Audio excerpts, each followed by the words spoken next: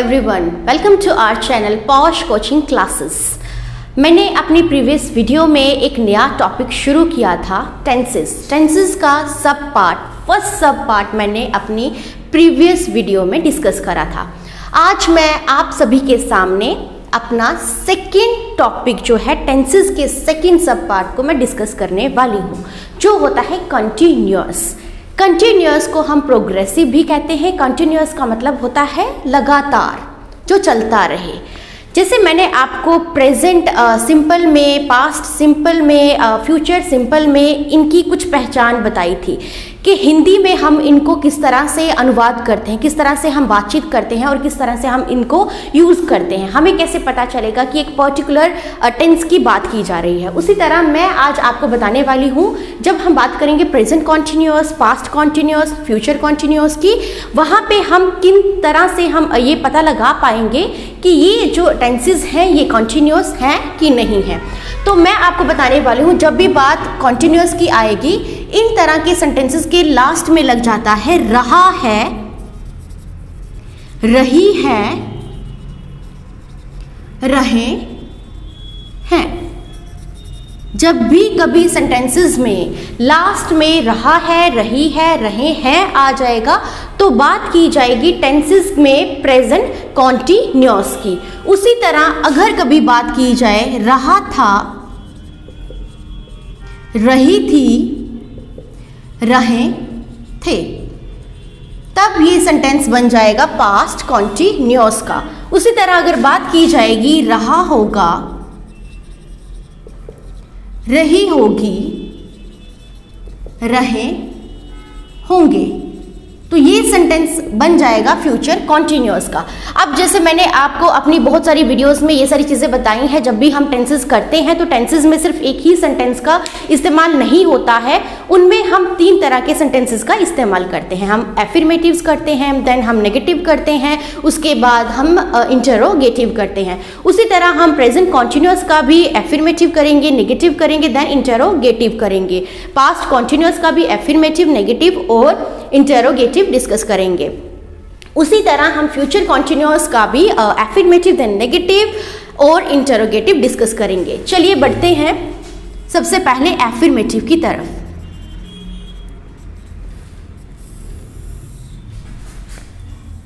ये present continuous का affirmative है, ये पास्ट कॉन्टिन्यूअस का, देन फ्यूचर कॉन्टिन्यूअस।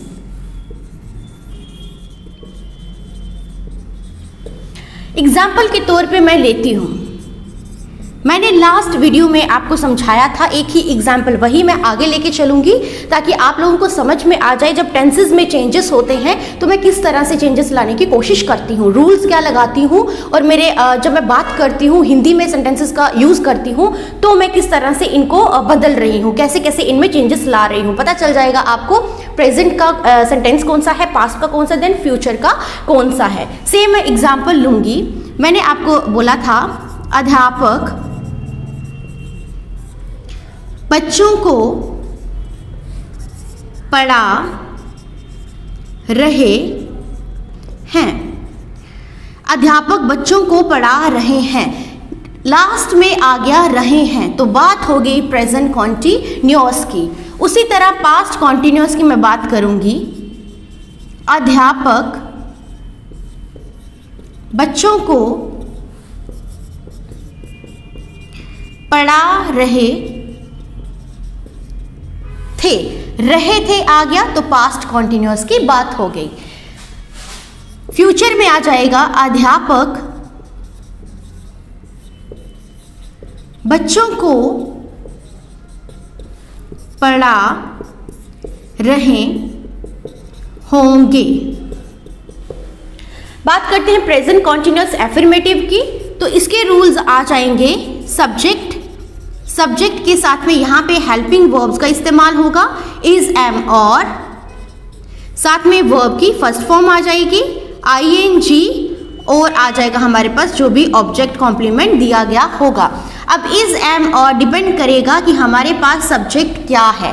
सब्जेक्ट अगर हमारे पास जैसे मोहन है, सोहन है, ही है, शी है, उनके साथ में इज आ जाएगा। आई की मैं बात करूंगी तो एम आ जाएगा। अगर मैं दे, यू या फिर वी की बात करूंगी तो आर का इस्तेमाल हो जाएगा। यहाँ पे मैंने आपको एग्जाम्पल दिया है, अध्यापक बच्चों को पढ़ा रहे हैं। अध्यापक द टीचर मेरे पास हो गया सब्जेक्ट।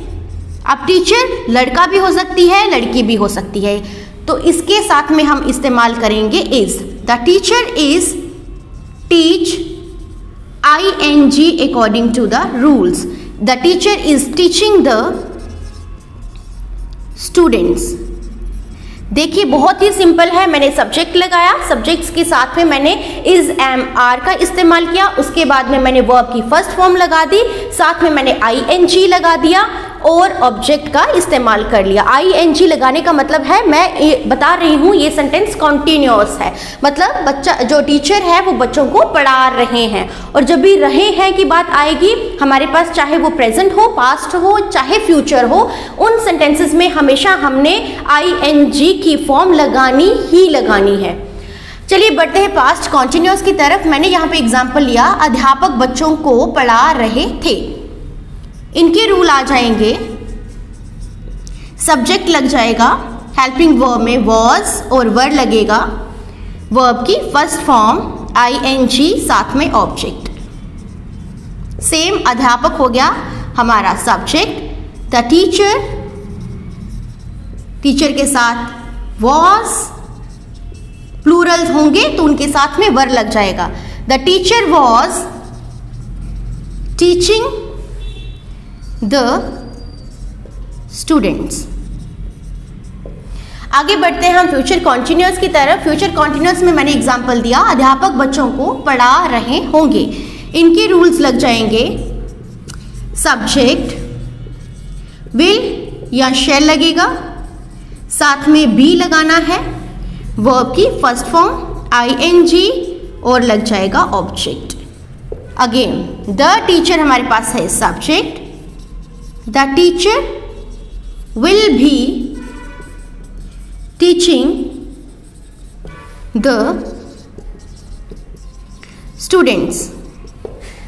बहुत ही सिंपल है, मैंने ज़्यादा कुछ चेंजेस नहीं लाए, सेम ही एग्जाम्पल लेने का मेरा एक मकसद ज़रूर रहता है।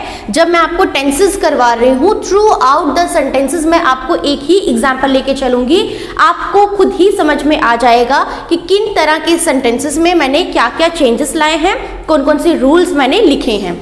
अब मैंने यहाँ पे प्रेजेंट कॉन्टिन्यूअस एफर्मेटिव में लिख दिया, सब्जेक्ट के साथ में इज एम और लगा दिया, verb first form ing then object. यहाँ पे मैंने सिंपल लिख दिया, अध्यापक बच्चों को पढ़ा रहे हैं, the teacher is teaching the students. यहाँ पे मैंने लिखा अध्यापक बच्चों को पढ़ा रहे थे। रूल बहुत ही सिंपल है, सब्जेक्ट लगा दिया, वॉज वर्ड लगा दिया, वर्ब फर्स्ट फॉर्म ing और उसके बाद ऑब्जेक्ट का इस्तेमाल कर दिया। जैसे यहाँ पे मैंने लिख दिया, the teacher was teaching the students. Future continuous में मैंने सिंपल लिखा, अध्यापक बच्चों को पढ़ा रहे होंगे। रूल्स में आ जाएगा सब्जेक्ट विल शैल, साथ में बी लग जाएगा, V1 ing और उसके साथ object. The teacher will be teaching the students. आगे हम बढ़ते हैं नेगेटिव सेंटेंस की तरफ।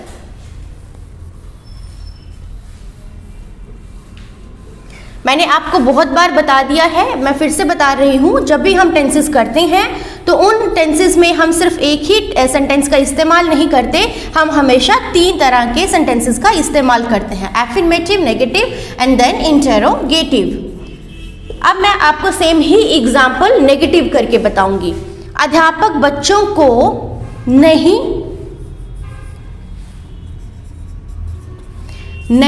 पढ़ा रहे हैं। यहां पे मैं लिखूंगी, अध्यापक बच्चों को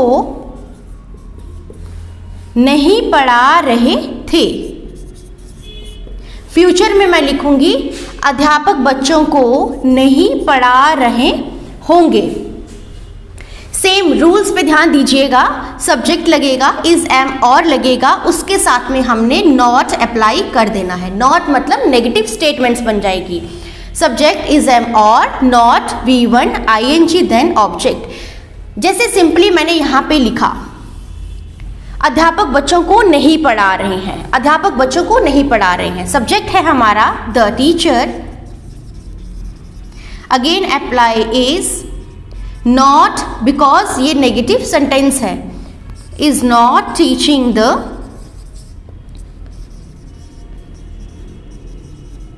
स्टूडेंट्स। तो ये हमारे पास बन गया प्रेजेंट कॉन्टिन्यूअस का नेगेटिव सेंटेंस। आगे मैं बताती हूं पास्ट कॉन्टिन्यूअस का नेगेटिव सेंटेंस किस तरह से बनाया जाएगा। मैंने यहां पे लिखा सब्जेक्ट वॉज वर, साथ में मैं लिख दूंगी नॉट, नेगेटिव बन गया V1 ING और साथ में ऑब्जेक्ट लग गया। द टीचर अगेन हमारा सब्जेक्ट है, was not teaching the students. बहुत ही सिंपल है, मुझे सिर्फ क्या करना पड़ा, हेल्पिंग वर्ब्स के साथ में नॉट का इस्तेमाल करना पड़ा और तब जाके मेरे पास पास्ट कॉन्टिन्यूअस बन गया। जो हमारे सिंपल सेंटेंसेस रहते हैं, इनडेफिनेट जो थे, प्रेजेंट का, पास्ट का, फ्यूचर का, जितने भी हमारे सिंपल सेंटेंसेस रहे थे, मैंने आपको प्रेजेंट सिंपल में बताया था, वहाँ पे कोई हेल्पिंग वर्ब्स नहीं थी, वहाँ पे हमें नेगेटिव बनाने के लिए डू या डज का इस्तेमाल करना पड़ा था। लेकिन यहाँ पे हमें ऑलरेडी हेल्पिंग वर्ब्स दे रखी हैं, इज एम और, हमने सिंपल करा, इनके साथ में इज एम और के साथ में नॉट का इस्तेमाल कर लिया और इनको नेगेटिव बना दिया। अब आगे बढ़ते हैं फ्यूचर कॉन्टिन्यूअस की तरफ। यहाँ पे मैंने लिखा अध्यापक बच्चों को नहीं पढ़ा रहे होंगे। यहाँ पे सिंपल आ जाएगा सब्जेक्ट विल शेल के साथ में आ जाएगा नॉट, फिर आ जाएगा be, V1 ING, then object. Simple आ जाएगा, यहां पे सब्जेक्ट है the teacher will not be teaching the students. बहुत ही ज्यादा सिंपल है। नेगेटिव बनाने के लिए मैंने सिंपल रूल का इस्तेमाल किया, सब्जेक्ट इज एम और के साथ में मैंने नॉट लगा दिया, V1 ING और ऑब्जेक्ट का इस्तेमाल कर लिया। पास्ट कॉन्टिन्यूअस में मैंने सब्जेक्ट के साथ में वॉज वर का अप्लाई किया, उसके बाद में मैंने नॉट का इस्तेमाल किया, V1 लगा दिया ING और उसके बाद में ऑब्जेक्ट का इस्तेमाल कर लिया। फ्यूचर कॉन्टिन्यूअस नेगेटिव बनाने के लिए मैंने सब्जेक्ट के साथ में विल शेल अप्लाई करा, उसके बाद में नॉट के बाद में बी लगाया, नॉट से पहले बी नहीं लगेगा, नॉट के बाद में बी लगाया, V1 लगाया, ING और ऑब्जेक्ट को अप्लाई करा और मेरे पास फ्यूचर कॉन्टिन्यूअस का नेगेटिव बन गया। आगे बढ़ते हैं थर्ड पार्ट की तरफ, जो है हमारे पास इंटेरोगेटिव।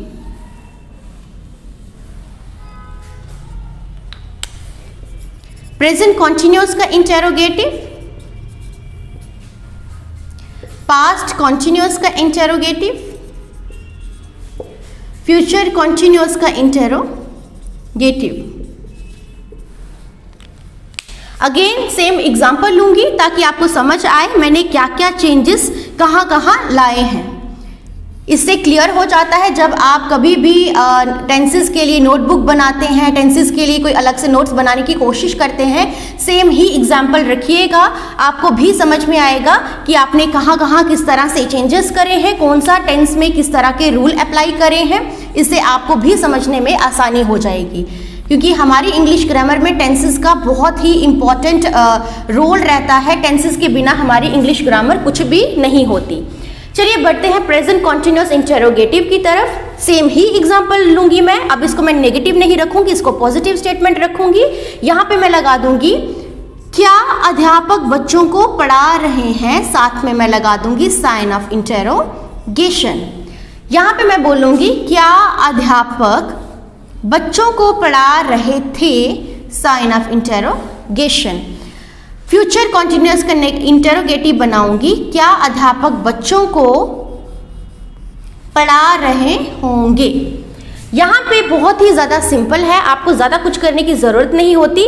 जितने भी हमारे हेल्पिंग वर्ब्स रहते हैं हमने उनको बाहर रखना होता है और सब्जेक्ट हेल्पिंग वर्ब्स के बाद लगाना होता है, तो हमारे पास वो सेंटेंसेस जो हैं वो इंटेरोगेटिव बन जाते हैं। जैसे हमारे पास हेल्पिंग वर्ब्स थे इज, एम और, इसके बाद में आ जाएगा सब्जेक्ट, फिर आ जाएगी वर्ब की फर्स्ट फॉर्म ING, ऑब्जेक्ट और साइन ऑफ इंटेरोगेशन। मैंने यहाँ पे लिखा क्या अध्यापक बच्चों को पढ़ा रहे हैं। उसके लिए मैं लिखूंगी is the teacher teaching the students with sign of interrogation। बिल्कुल सिंपल है। मैंने सिंपली यहाँ पे जो हेल्पिंग वर्ब्स थी उनको बाहर निकाल दिया, सब्जेक्ट हेल्पिंग वर्ब्स के बाद में यूज करा और वर्ब की फर्स्ट फॉर्म लगा के ऑब्जेक्ट का इस्तेमाल कर लिया। तो ये बन गया प्रेजेंट कॉन्टिन्यूअस का इंटेरोगेटिव सेंटेंस। आगे मैं बढ़ती हूँ पास्ट कॉन्टिन्यूअस का इंटेरोगेटिव सेंटेंस की तरफ। यहाँ पे भी सेम ही रहेगा, आपको ज़्यादा कुछ नहीं करना है। आपकी जो वॉज और जो वर हैं, जो हेल्पिंग वर्ब्स हैं, उनको आपको बाहर निकालना है। उसके बाद में subject, verb first form, ING, object with sign of interrogation. यहाँ पे था क्या अध्यापक बच्चों को पढ़ा रहे थे। Was the teacher